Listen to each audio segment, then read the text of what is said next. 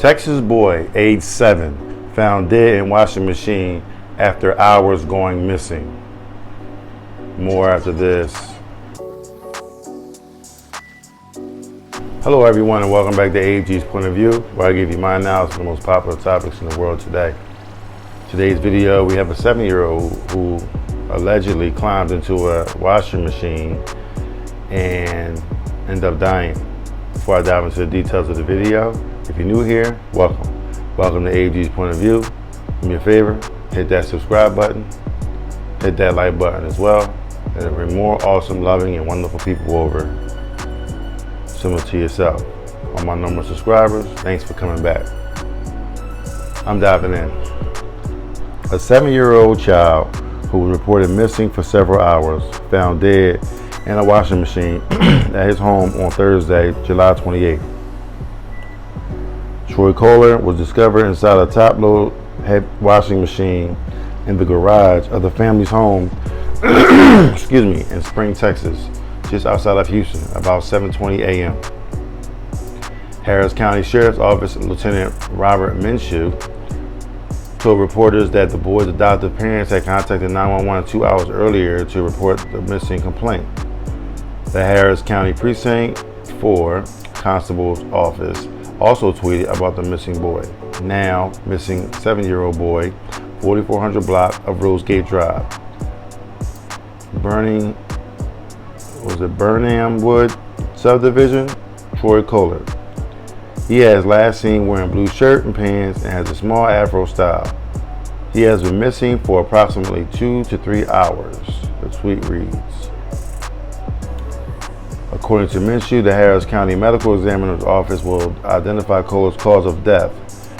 The officials could not say whether this was any foul play or if he climbed to the machine himself.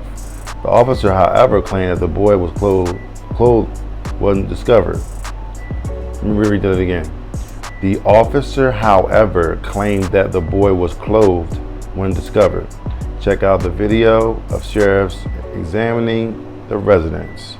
I'll leave a link in the description so that way you can check that out.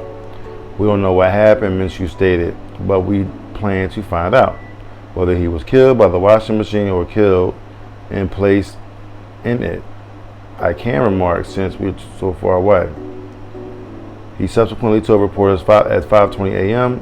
the police received a report that Khoeler was missing, but per Minchew, he might have been missing as early as 4 a.m. Cops were interrogating the parents, and then they decided to examine the residence and discovering no evidence of door or window being left open. I'm gonna give you a little background about this little young fella, and we'll dive into normal spill that I have. Troy, this is who was Troy Khoeler. Troy, who had been a foster child, was adopted by the couple in 2019. Minchew stated that the investigators could locate not a lot of history of calls from the house. Troy was confirmed to be a student at Spring ISD. One of the former teachers characterized him as a bright, energetic student who will be missed. And the schools, sending out their condolences.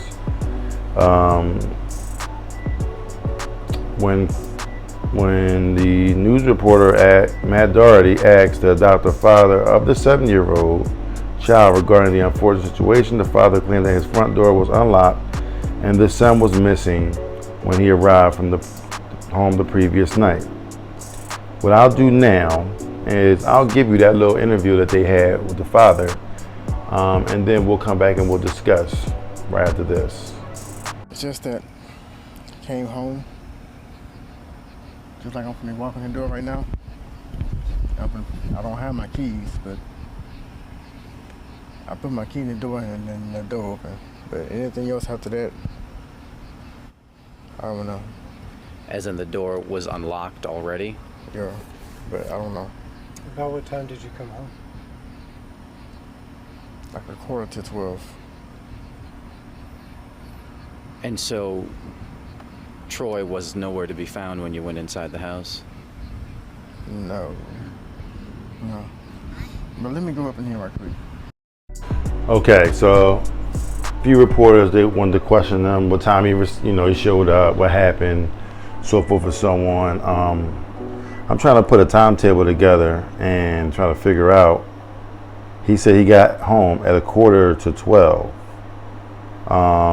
The little boy wasn't, nowhere in sight. I'm also reading that, I'm trying to find that spot where I saw it. They said that he'd been missing for approximately 2 to 3 hours when they called the cops. So it had to be a 5 to 6 hour window that this kid was missing, because the police officers saying that, they're saying it could have happened around 5 a.m. But I was kind of conflicted with the story, because I thought they were saying that he went missing around 4 in the morning or something. And this guy was telling me, well, not me, but he was telling us that he was actually walking in the house at 11:45. So if he was using the house at 11:45 and the little boy didn't go missing until 4 something, like 4 in the morning, like something ain't right. Now a 7-year-old, now I don't know, it could be foul play, might not be foul play. That's not ruled out. The kid was a foster child. You know what I'm saying? It was a biological mom and dad could have somehow, some way got over there and did something to him. I don't know how they would get in. The little boy could have opened the door and just was playing with left the door unlocked. I mean, it's a lot of things going on. But I mean, like, if you are someone that lives in that household, and I'm not sure about the residents or whatever, and the neighborhood and all that. I'm not sure if the neighborhood is a good neighborhood, is a bad neighborhood, whatever the case may be. You leave your door unlocked.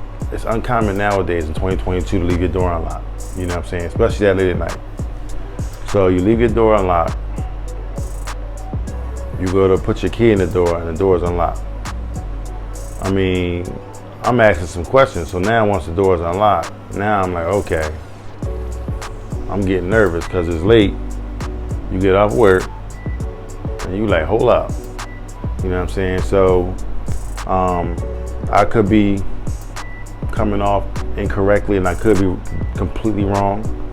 You know what I'm saying? I could be, he was at work, he got home at 11:45, it was 11 something in the morning, or it could have been the overnight shift. I don't know. They didn't specifically say whether it's AM or PM. Only thing I see AM and PM on is in the story when they said that the little boy went missing around, 4 a.m., 3:30, 4 a.m., something like that. So the timetable, I could be off, but from the looks of it, it is kind of suspicious that this little boy goes missing and then he ends up in the washing machine. Now, granted, a little boy, he could have climbed into the washing machine. One of the words I looked at and I wanted to, it kind of like drew me in, was the word his teacher used was energetic. Now, a teacher's going to give you, they're going to tell you, something positive. You know what I'm saying? They're not going to say, oh, he was a terrible kid, he was this, he was that. They'll find ways, because they're teachers, they'll find ways of saying, what this child is. Even if it's a bad kid, they're gonna find a positive way to spin it. And then you just gotta read in between the lines. With him being energetic, he could be one of those little boys that's just got a lot of energy running around doing whatever. He could have climbed into the washing machine, ended up getting himself stuck, and couldn't get out. You know what I'm saying? And they couldn't find him. Here's my question. I got a 7-year-old running around my house. Small child. I'm responsible for. I need to know where they at all times. What are they doing? Especially a little boy. Little girls, you do gotta know what they're doing too, because they could be just as bad. But from my vantage point, I'm gonna say especially a little boy, especially if he's energetic and he's busy and he like to get into stuff. You gotta know what he's doing. So my question to the parents is, what was you doing? Why weren't you paying attention to him? Did you tuck him in bed? Did you make sure the doors was locked? Like some of the things that normal adults would do, didn't check the box in this video. So I just didn't like what I heard. It could be foul play. It could be some foul play going on and we don't know it, you know what I'm saying? But just the way that my man came off in the interview and all that, So he wanted to go in the house and all that. I didn't really see a lot of emotion, a lot of, you know, tension. It was just like, I know it was a lot going on, but he answered the questions, but he still didn't kind of give me that emotional. Now I understand it was a foster child. I get it. So he might not have wanted the child. His wife might have wanted the child. You know what I'm saying? So, you know, or his girlfriend or whatever the case may be. You know what I'm saying? So where is she at in this picture?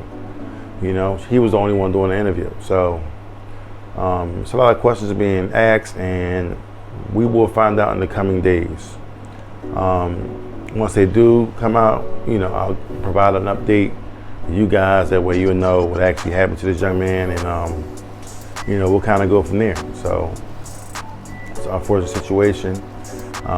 He's at rest, so he's not here anymore. I'm sure he's with his Heavenly Father, and everything will be fine. And you know, the family's in mourning, so keep them in your prayers. But you know, this is a sad situation because it's another child going way too early.